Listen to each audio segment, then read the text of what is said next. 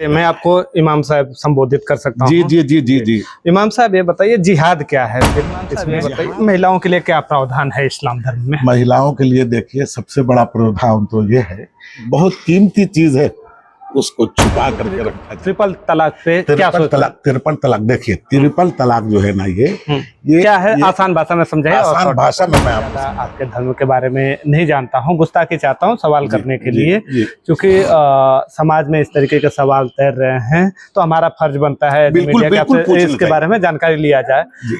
तो आपने बताया कि 3 महीने तक ऐसा उनका चल जाता है, 1 साल बाद उनके पास हो सकता है मोहब्बत जगी जी, हलाला का क्या प्रावधान है इसमें? नहीं चलिए मेरा सवाल अगर वापस लाना चाह रहा है, सुनिए, अगर वापस लाना चाह रहा है तो इस्लाम उसके वापस लाने की सिर्फ यही एक सूरत रह जाती है कि बाई चांस, ये वो फिक्स मैच की तरह नहीं, बाई चांस उसने किसी दूसरे आदमी से शादी की, वो दूसरे आदमी, अच्छा अगर नहीं की तो नहीं हो सकती, नहीं पूरी लाइफ नहीं हो सकती। हलाला का प्रावधान है? आप मानते हैं अल्लाह, भगवान, गॉड सब एक ही हैं?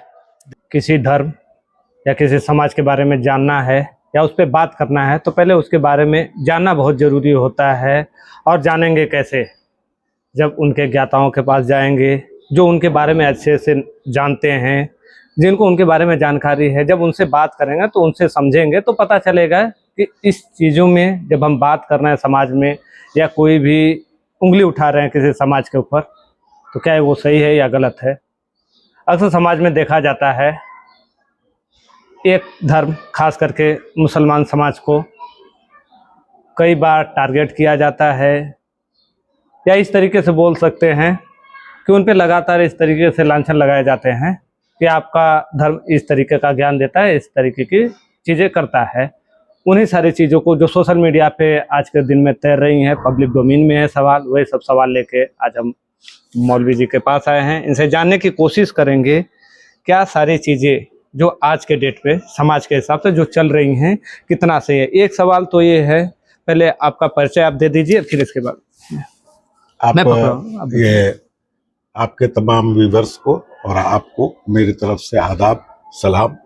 मैं मौलाना मुनीबुर रहमान साहब दमन में एक मस्जिद में इमाम हूँ और साथ ही एक स्कूल है अल-नूर उर्दू हाई स्कूल, मैं उसका प्रिंसिपल हूँ और तकरीबन 20-25 साल से मैं वापी और दमन में ही रहता हूँ और ज़्यादातर मेरी कोशिश ये शिक्षा में है।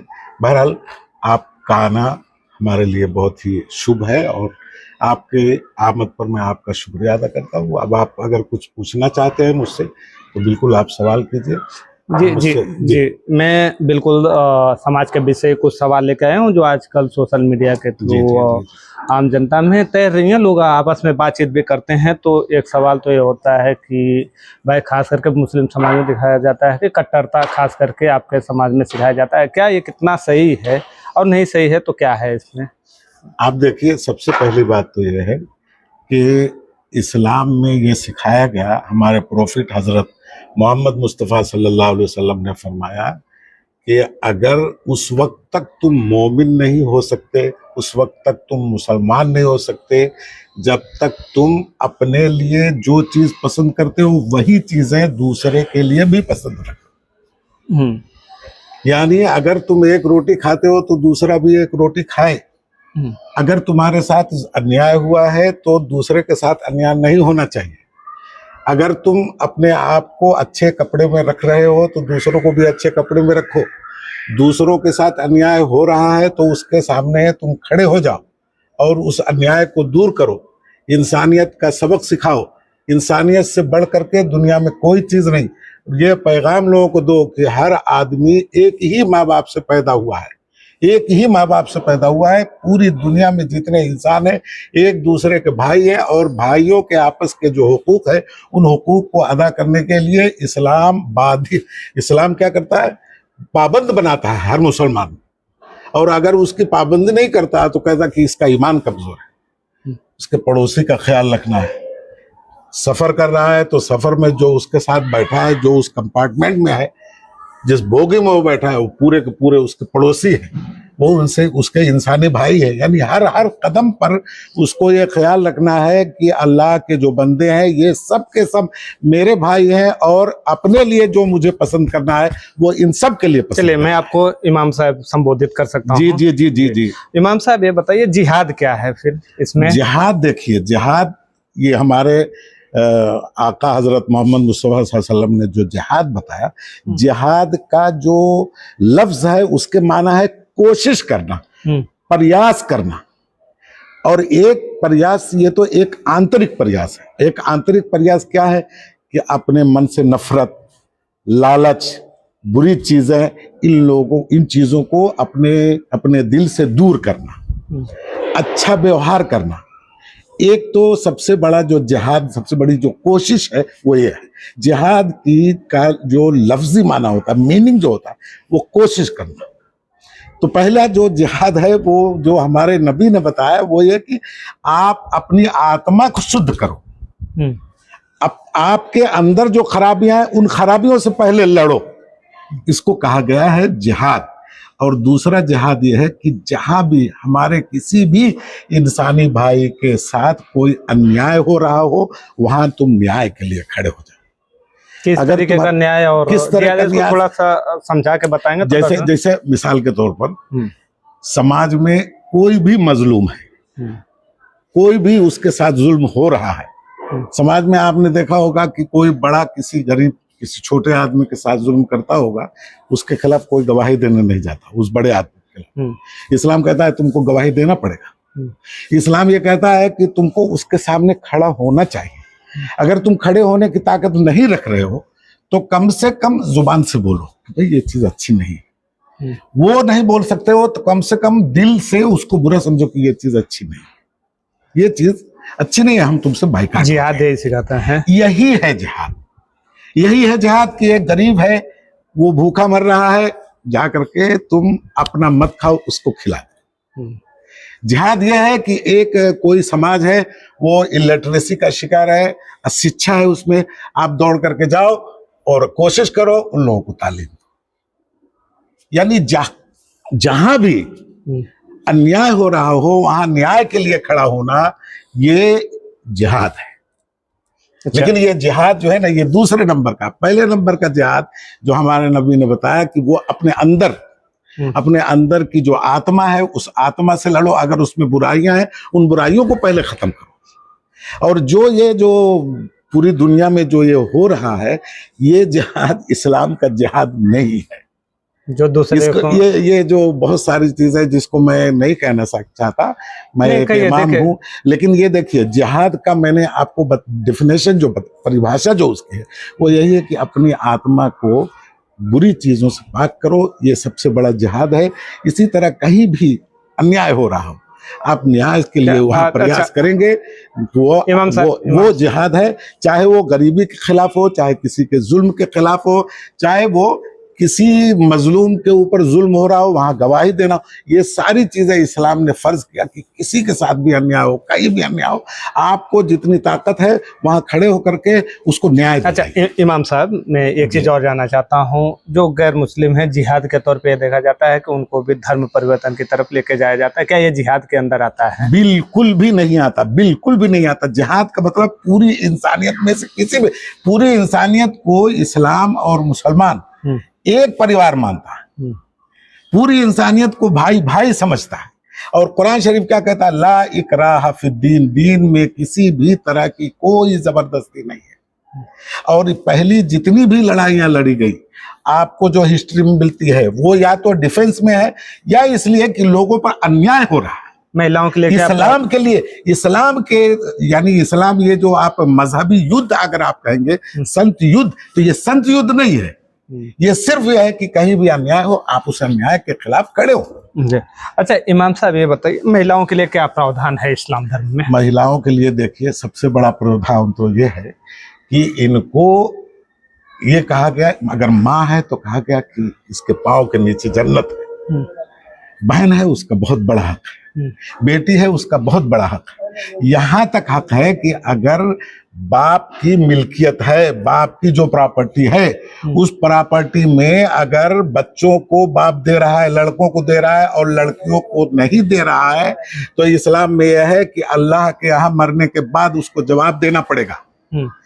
तो उसको वरासत में, हाँ, कुरान शरीफ में यूसिकुमुल्लाहु फी औलादिकुम लिज़्ज़करि मिस्लु हज़्ज़िल उन्सयैन, कि तुमको अल्लाह वसीयत करता है तुम्हारी औलाद के बारे में कि तुम अपनी बेटियों को भी वरासत में हिस्सा दो, और उस वरासत में हिस्सा देने का फायदा ये होता है कि कभी बाई चांस उसकी ससुराल में कोई घटना घट गई, उसके शौहर का मान लीजिए मृत्यु हो गई, तो वो कम से कम आकर के अपने मैके में अपने बाप की जो वरासत उसको मिली है उस पर वो गुजारा तो कर सकती है।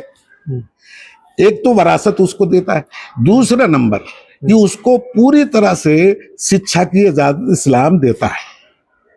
क्या कहता है इस्लाम के तलबुल इल्म फरीज़तुन अला कुल्ली मुस्लिमिन व मुस्लिमा, मुसलमान चाहे मर्द हो चाहे औरत हो, उसको दीन का इल्म हासिल करना फर्ज है। हाँ, ये है कि औरत की जो एक मर्यादा है, औरत की जो एक इज्जत है, औरत का जो एहतराम है, वो एहतराम इस्लाम ये कहता है कि उसको एक बहुत कीमती चीज है, उसको छुपा करके रखा जाए। क्या मर्यादा है हिजाब से? हिजाब का मतलब यही है कि हम उसको सुरक्षित रख सकें, हम उसकी इज्जत कर सकें, हम उसकी इज्जत बढ़ा सकें। इस्लाम ने ये चाहा है कि चूंकि औरत के अंदर फितरी तौर पर, कुदरती तौर पर उसके अंदर शर्म है, हया है, और उसको हम घर की नौकरानी भी नहीं बनाते। घर की नौकरानी तो बनाए ना, घर की रानी बना करके हम उसको बाजार की जीनत ना बनाए, हम उसको एडवर्टाइज के लिए न लगाएं, हम उसको कारोबार में न लगाएं, हम उसको घर पे रानी बना करके इसलिए रखें तो कि अगर घर में वो रहेगी और घर में अपने शौहर के बच्चों की, अपने बच्चों की वो निगरानी करेगी, घर का पूरा मैनेजमेंट देखेगी, और मर्द बाहर जा करके कमा करके लाएगा, तो बैलेंस बना रहेगा, बच्चे अच्छे निकलेंगे, उनकी तरबियत होगी, और कोई भी उस औरत के जिस्म पर, उस औरत की किसी भी इज्जत पर कोई भाई हर्फ नहीं आएगा कभी। इसलिए इस्लाम ये चाहता है कि औरत शिक्षा भी ले और पर्दे में ले, घर का काम करे, पर्दे में रहे, बाहर निकले, पर्दे में रहे, इसलिए कि ये उसकी इज्जत है, उसका एहतराम है। क्या लगता है अभी इन सारी चीज़ों में जिस तरीके से हमने बात किया कि महिलाओं के लिए क्या प्रावधान है, आपने बताया कि उनको घर में रानी बना के रखा, रानी बना करके रखा, लेकिन आज के समाज के हिसाब से क्या बदलाव अब जरूरी है? क्योंकि महिलाओं को अब जरूरत है कि उनको घर से बाहर निकलना चाहिए। क्या इस्लाम अब इस चीज़ को कबूलेगा या नहीं कबूलेगा? देखिए, इस्लाम ने ये कभी भी बंधक बना करके उसको नहीं रखा है। इस्लाम ने कहा कि वो बाहर जा सकती है, इस्लाम ने कहा डॉक्टर बन सकती है, इस्लाम ने कहा साइंटिस्ट वो बन सकती है, लेकिन उसका एक दायरा है, वो पर्दे में रहे, अपनी खूबसूरती, अपना जिस्म वो दूसरों को ना दिखाए अपने शौहर के अलावा। इसमें उसकी इज्जत बढ़ेगी या घटेगी, इस मर्यादा का और इस इज्जत का औरत को भी ख्याल रखना चाहिए, समाज को भी ख्याल रखना चाहिए। बस हमारी इतनी सी बात है कि भाई ये देखो, आप आग और पेट्रोल करीब करीब रहेंगे तो आग लगने, महिलाओं के अधिकार इन घर के चिरागों को बाहर जो निकालोगे, इन घर के चिरागों को बाहर जो निकालोगे, परवाने फिदा होंगे, अंजाम बुरा होगा। हमारा ये नजरिया है कि बाहर निकालेंगे हम, और बाहर निकालने के बाद जो फितना शुरू होगा, जो उनकी बेइज्जती शुरू होगी, समाज में जो बेराहरवी फैलेगी, उस बेराहरवी से ज्यादा नुकसान होगा। इसलिए बेहतर है कि वो अपने शरीर को, अपनी खूबसूरती को, अपनी जीनत को अपने शौहर तक ही सीमित रखें। बाहर के काम से हमने या इस्लाम ने कभी मना नहीं किया, बल्कि आप तो ये जानते हैं कि इस्लाम का जो पहला लफ्ज है, पहला लफ्ज इक़रा बिस्मि रब्बिकल लज़ी खलक़, कि पढ़ो अपने रब के नाम से जिसने सबको पैदा। उसके बाद जो दूसरा सेंटेंस है, उसमें इस्लाम ने साइंस का ही तज़किरा किया है। इस्लाम ने कभी भी जमाने को पीछे नहीं ढकेला, आगे ढकेला। अब ये अलग बात है कि मुसलमानों ने उस पर अमल नहीं किया, लोगों ने अमल नहीं किया, वो एक अलग बात। बाकी इस्लाम ने तालीम को और उस तालीम में औरतों को पूरा का पूरा हिस्सा दिया। बस ये है कि एक दायरे में रहे। जब पूरा हिस्सा दिया महिलाओं को इस्लाम ने, तो ट्रिपल तलाक पे क्या सोचते हैं? ट्रिपल तलाक देखिए, ट्रिपल तलाक जो है ना, ये क्या है? आसान भाषा में समझाइए। आसान भाषा में मैं आपको समझाता हूँ। तलाक जो है ना इस्लाम में, ये सबसे बुरी चीज है, हलाल चीज है। ये हलाल चीज है। हलाल और हराम की बात मैं आपको बता दूं। हराम किसको कहते हैं? निषुद्ध। और हलाल किसको कहते हैं? अनुमत। तो अनुमत चीजों में जो सबसे बुरी चीज है वो क्या है? तलाक है। जब दो एक जोड़े में बुरी चीज में आप इसको तलाक, बुरी चीज बिल्कुल नहीं। ट्रिपल तलाक तो एकदम बुरी चीज है, एकदम बुरी चीज है। तलाक ही बुरी चीज है।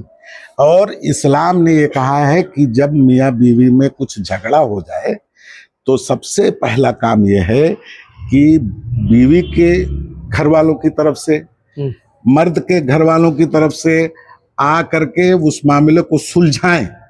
और इसलिए सुलझाएं कि इसकी वजह से एक नस्ल खराब हो और बाहर बात नहीं जाएगी। बाहर बात ना जाने से भी ये एक इज्जत बनी रहेगी। फिर उसके बाद अगर वो नहीं समझते हैं, किसी भी तरह से वो तैयार नहीं होते हैं साथ रहने के लिए, तो इस्लाम ये कहता है कि ठीक है। अब जाहिर सी बात है कि जब किसी तरह से व्यवहार बन ही नहीं पा रहा है तो एक दूसरे की जान तो नहीं ले लेंगे, कहीं ना कहीं उनको जुदा तो होना है। उस जुदा होने के लिए इस्लाम क्या कहता है कि जब औरत पाकी के हालत में आ जाए, वो जो एमसी का पीरियड होता है उससे हट जाए, उससे निकल जाए, पाकी के पीरियड में आए, तो आदमी अगर उसको नहीं रखना चाहता है तो क्या करे? एक तलाक दे दे। एक तलाक दे। अब एक तलाक देने के बाद वो पाकी की हालत में उसी के साथ उस घर में रहेगी। हो सकता है, इस्लाम चाहता कि हो सकता है कि ये दोनों रहें साथ में और पाक दूसरा पीरियड आने से पहले इन दोनों में फिर मोहब्बत जाग जाए, सुलह हो जाए। लेकिन अगर नहीं सुलह हुई, इसका मतलब ज्यादा तनातनी, फिर भी दूसरे पीरियड के बाद भी वो पाकी की हालत में उसके घर में ही रहेगी। और इसलिए घर में रहेगी कि हो सकता है कोई चांस निकल आवे, फिर दोनों में मोहब्बत पैदा हो जाए, फिर इन दोनों का जो है झगड़ा खत्म होकर के और इन बच्चों की जिंदगी बच जाए। उसके बाद भी नहीं होता, इसका मतलब कि दोनों में बिल्कुल सहमति नहीं बन रही। अब सहमति नहीं बन रही है तो अब तीसरा महीना भी वही पूरा करे। तीसरा महीना भी पूरा करने के बाद फिर वो क्या करेगी? वो फिर अपने घर जाएगी। और फिर कुरान क्या कहता है कि जब वो अपने घर जाने लगे तो उसको कुछ हदिया तोहफा दे करके, उसको अच्छा जोड़ा दे करके उसको रवाना कर दो। 3 तलाक की तो कोई गुंजाइश ही नहीं। तो अच्छा, अब ये 3 पीरियड इसलिए गुजरवाता है इस्लाम ताकि कोई भी चांस अगर मियाँ बीवी में हो जो 1-2 साल, 10 साल, 20 साल, 30 साल आपस में एक साथ में गुजार चुके, कोई मोहब्बत जागेगी। और जागने के बाद फिर क्या होगा समझ लीजिए इमाम साहब। ये 3 तलाक का कोई तस्वुर इस्लाम में महज ये है कि अगर किसी ने ये गलती कर दी तो इस गलती के नतीजे में अब वो उसकी बीवी नहीं रह सकती। अच्छा इमाम साहब, जब हम समाज में देख रहे हैं, मैं भी बहुत ज़्यादा आपके धर्म के बारे में नहीं जानता हूँ, गुस्ताखी चाहता हूँ सवाल करने के लिए, क्योंकि समाज में इस तरीके के सवाल तैर रहे हैं तो हमारा फर्ज बनता है मीडिया के आपसे इसके बारे में जानकारी लिया जाए। तो आपने बताया कि 3 महीने तक ऐसा उनका चल जाता है, 1 साल बाद उनके पास हो सकता है मोहब्बत जगी जी। हलाला का क्या प्रावधान है इसमें? मैं आपको बताता हूँ, हलाला का कोई प्रावधान नहीं। सच पूछिए तो सच्ची बात मैं आपको, ये होता है कि इस्लाम में यह है कि जब एक 3 महीना लगातार वो आपके पास नफरत के दिनों में रही और आपके अंदर मोहब्बत नहीं जगी, तो अब आपको तीसरा तलाक देना नहीं चाहिए था। अब तीसरा तलाक भी आपने दे दिया। अब देने के बाद वो औरत अब आपके लिए किसी भी तरह से जायज नहीं है। अब उसने किसी और से शादी कर ली, अब इत्तेफाक से वो जिससे उसने शादी की उसने भी उसको तलाक दे दिया।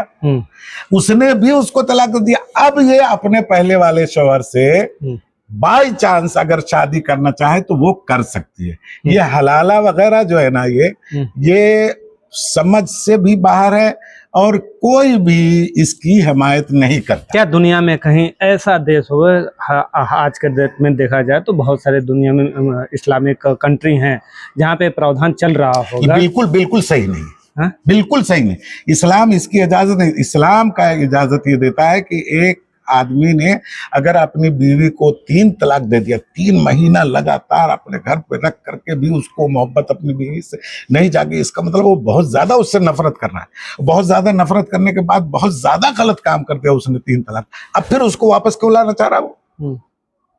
अब क्यों वापस लाना चाह रहा है? नहीं, चलिए मेरा सवाल अच्छा, थोड़ा अगर सा clear वापस कर- लाना चाह रहा है, सुनिए, अगर जी। वापस लाना चाह रहा है तो इस्लाम उसके वापस लाने की सिर्फ यही एक सूरत रह जाती है कि बाई चांस, ये वो फिक्स मैच की तरह नहीं, बाई चांस उसने किसी दूसरे आदमी से शादी की, वो दूसरे नहीं की। आदमी, अच्छा अगर नहीं इमाम की तो साहब, नहीं इमाम हो साहब, सकती, नहीं तो फिर की। पूरी लाइफ नहीं हो सकती। हलाला का प्रावधान है या नहीं? हलाला का प्रावधान कुछ भी नहीं, हलाला का कोई प्रावधान नहीं। ये हलाला जो किया जाता है ना, इसका इस्लाम में कोई तस्वुर नहीं है। हाँ, ये लाख कोई कहे, इसको किसी भी तरह से एक्सेप्टेबल नहीं माना जा सकता। हाँ, ये तो ये ऐसा है कि हलाला का मतलब क्या हुआ?